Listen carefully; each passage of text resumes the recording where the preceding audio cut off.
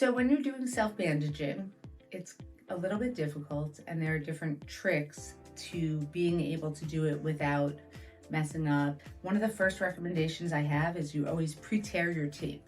If you pre-tear the tape and you're bandaging yourself, then you always have strips to grab so that you can secure what it is that you're doing. I'm going to wrap my right arm using my left hand because usually people who are right hand dominant think it's impossible to self-bandage. So you always start with the bandage, the roll up, and you have the strip down against your skin. I always start with the edge at the pinky side of my wrist. See how you can use my leg to support the bandage? That helps me because then I come up, I secured it, I come up, and I can get straight to the top of my thumb. So you do about half the width of the nail bed, and then you come around and you make sure that you don't have gaps. So for my thumb, it was 3 times. Somebody else's thumb could be shorter, and if it's shorter, then clearly it's going to be 2 times. I always know where I'm going after I come around the side of the wrist. So I go straight up to the tip of my index finger instead of coming here, coming across and pulling up. That creates a lot of bunching on the side. So I come straight to the tip of my index finger, I come around, I'm going circles. I go down on the thumb side of the wrist, up on the pinky side, and I do the same thing at the middle finger. So I don't drag, I'm coming straight up to the tip of that finger. I go I'm a little below, half the width of the nail bed, and then I do about a 50% overlap, and I come around. Generally, you wouldn't have rings on, especially if you have a swelling condition, you wouldn't be wearing rings because generally they won't fit until somebody does some therapy to bring it down. So again, I'm coming down on the thumb side of the wrist, up on the pinky side, and I'm going straight up to that ring finger, and I'm coming around. And see how I can use my hand to help me, because that way I won't drop the bandage. So I do my 50% overlap. I try to make sure that I get full coverage of the whole hand. If I have areas of skin sticking out, those will be areas where there will be pooling of fluid. So, and then I do my pinky, same thing.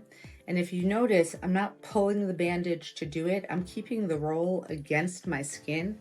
When you do that, you make sure that you have really even compression.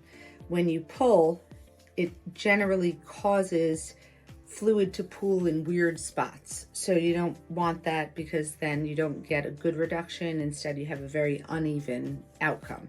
So when I do the first hand wrap, that's what it looks like. And it's pretty secure. I usually take a second finger wrap, especially when patients have an area between their fingers that's swollen. The pinky side of the wrist with the ribbon side down. I come around and secure it, and I go straight to the bottom of the thumb. So I'm doing the base of each finger, and when I come around the base of each finger, it makes sure that it's really clear compression, and when you go to move, you don't have skin peeking through.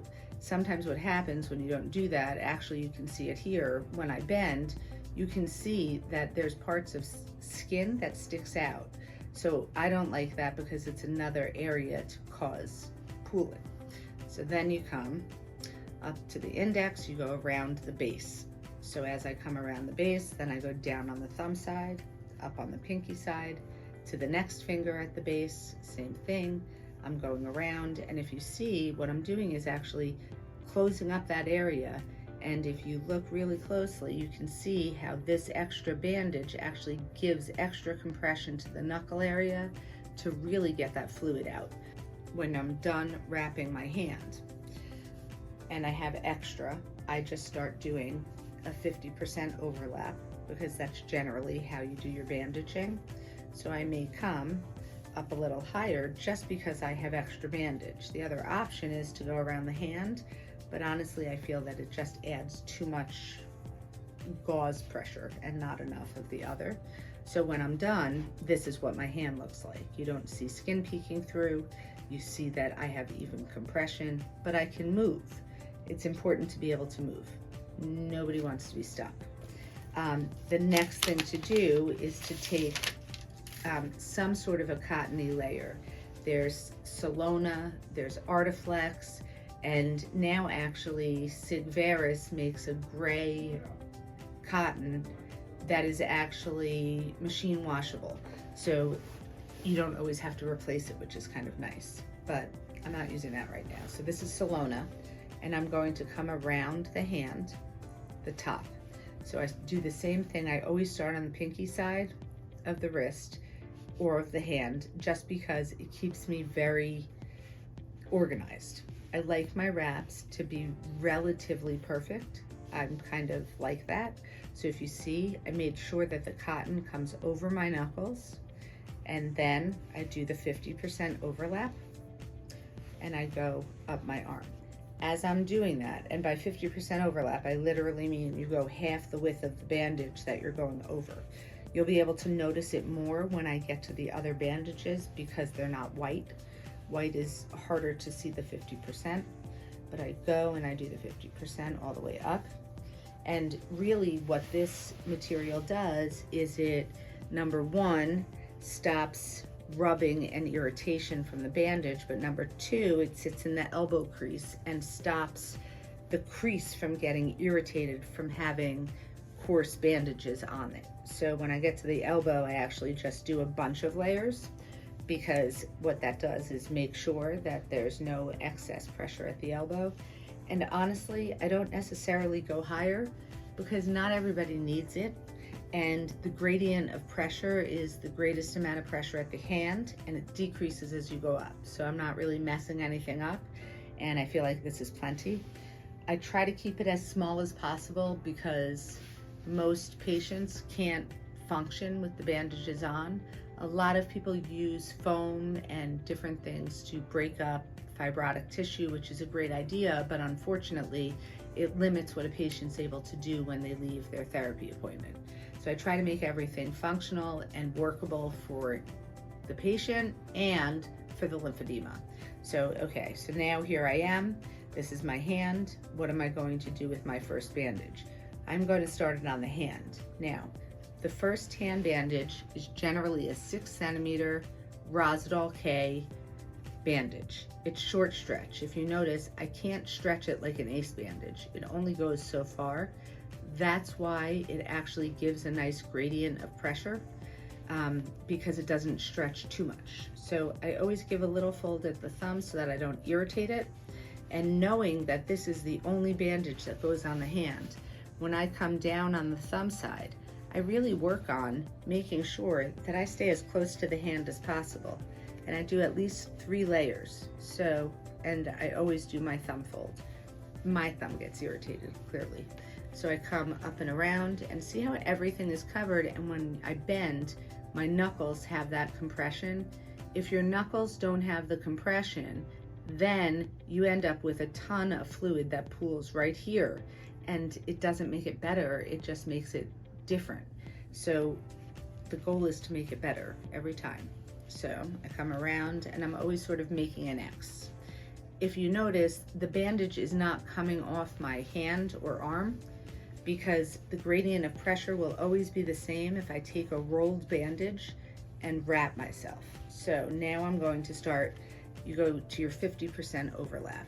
So again, I'm not taking the bandage off and going this way, because then I have to pull to come around. I'm keeping it rolled nice and tight, and then I'm coming around at the 50% mark. When it comes to time for me to come around, I'm using my leg so that I can make sure that I'm keeping that gradient of pressure. So I'm doing my 50% overlap.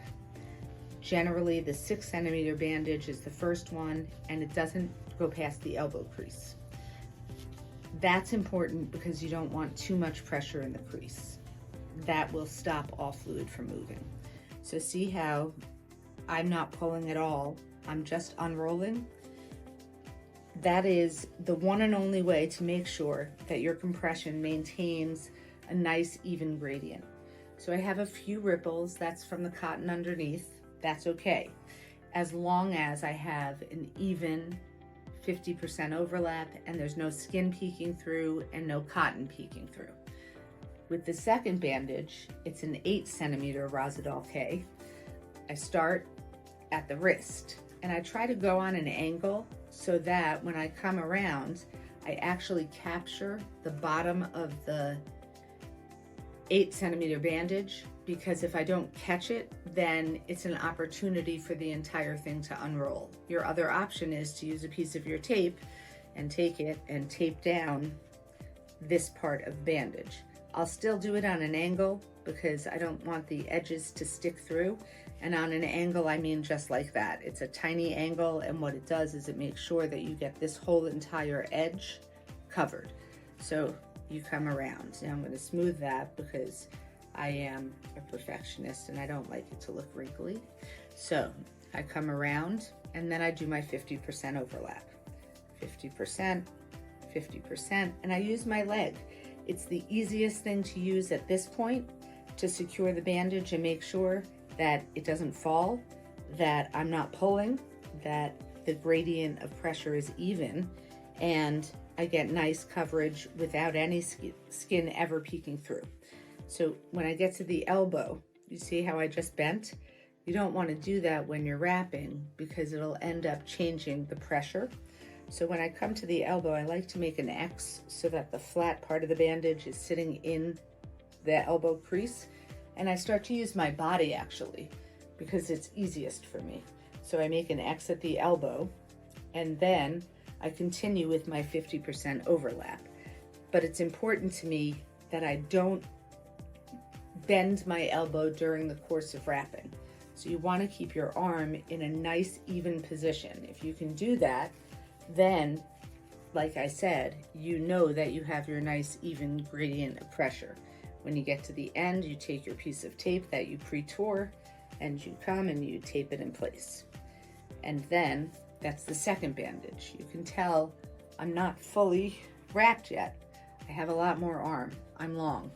So I take my 10 centimeter Rosidol K, and this one as well, I start at the wrist.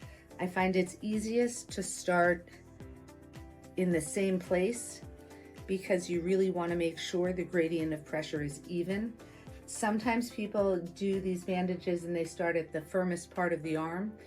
I find that my gradient is off. So because I don't want that to ever happen, I do the same thing. I start at the wrist, I have the bandage on the angle, I don't remove it from the skin, and I just come around and I do my 50% overlap. And as I go, you will see that, again, I'm not coming away from my leg when I'm using my leg or my body at the point of the elbow. I find that when I get to the elbow, using my leg is harder and harder. So I'll come here and I'll start using I guess I'm using my ribs, holding the bandage in place so that I can reach around and get it without it falling apart. And I do my 50%. 50%, 50%. And the least amount of compression is always high up, which is what you want, because what you're actually creating is a general compression so that there is a muscle pump. So every time somebody who's wrapped moves, their muscles are pumping against the bandage and actually stimulating lymphatic flow. So you want to be wrapped. Ideally, if you're going to exercise after therapy, it would make sense for me to bandage first, have you exercise, and then we're actually working on both reduction and range of motion. So you come around. Generally, it would come all the way up. I have very long arms, and honestly, I didn't take out an extra bandage, so I'm not going to use one, because for the demonstration, I think you get the idea. If you did another bandage, you would use either a 10 centimeter or you could use a 12. Generally, I don't use a 12 on the arm. It seems like a lot of compression. But this is a finished bandage. And when you look, you can see that there is no skin peeking through anywhere. And when I move, I have full coverage at the elbow, and it's not making fluid sit anywhere else. The gradient of pressure, I feel the most pressure at my hand, And then as I work my way up, it gets a little bit softer, and you can even see as I run my hand over it, you can see it's a little bit firmer here. I come here, it's a little bit less firm, a little bit less firm, a little bit less firm, and that's how it works. But as you have that gradient of pressure, it's actually forcing fluid to move out of your arm. It's also breaking up the fibrosis and the protein molecules that tend to gather. And that's how you wrap.